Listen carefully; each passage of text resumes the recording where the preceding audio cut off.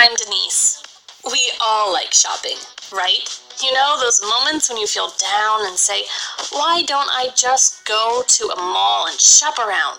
And then you come home with numerous bags with things you actually don't need, but with a strange feeling of relief. I can tell you how sometimes such an innocent hobby can become obsessive or even dangerous. I was in high school when my life suddenly turned into hell.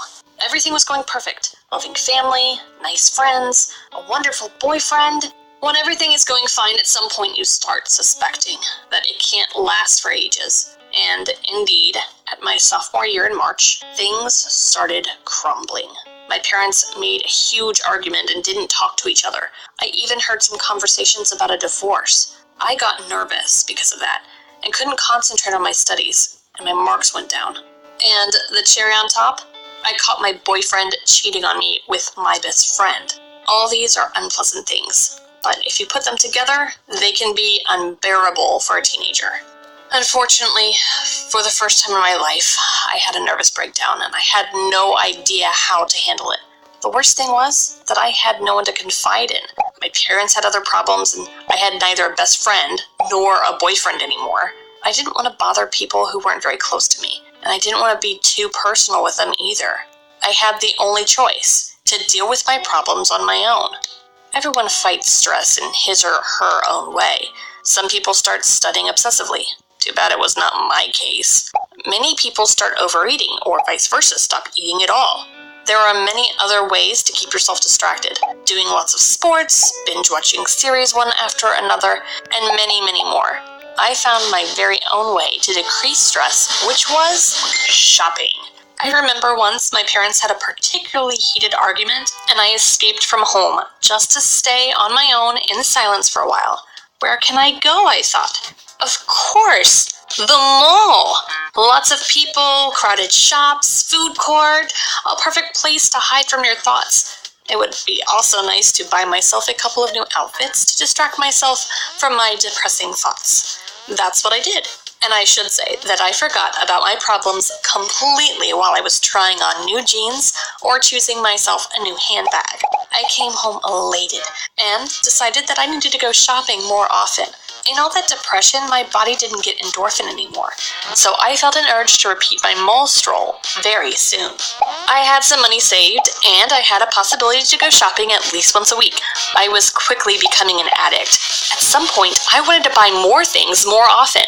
I was doing it not because I needed anything, but because I had the necessity of positive emotions I received while shopping.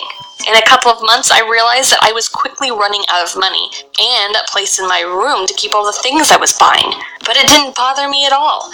Everyone around me was so busy with their problems. My parents were still discussing a divorce, and no one was particularly interested in what I was doing. So I could dedicate myself to my hobby completely.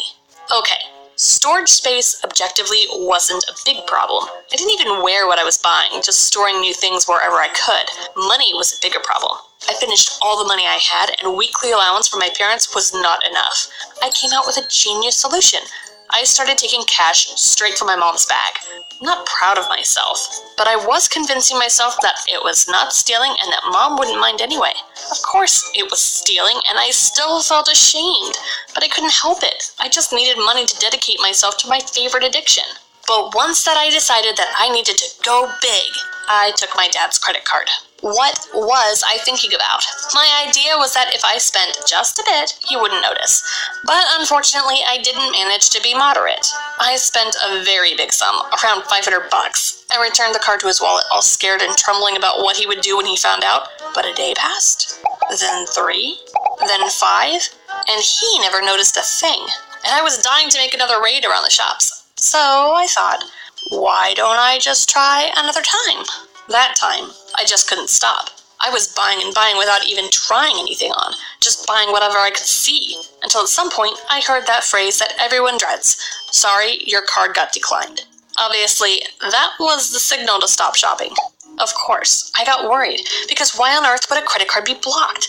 I got an answer home where I was greeted by my dad, absolutely furious. He had been called by the bank, and there were numerous purchases going on, and he found out that his credit card was missing. I decided not to invent stories and just tell him the truth. Well, I need to say that my mom and dad finally united to punish me, and it was a turning point when they finally made peace. I got my piece of attention, and after that shock, I didn't even feel an urge to go shopping anymore.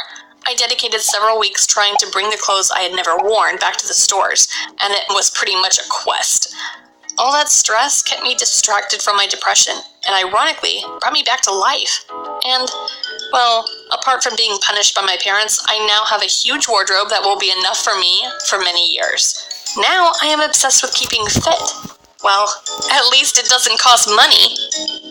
Do you have your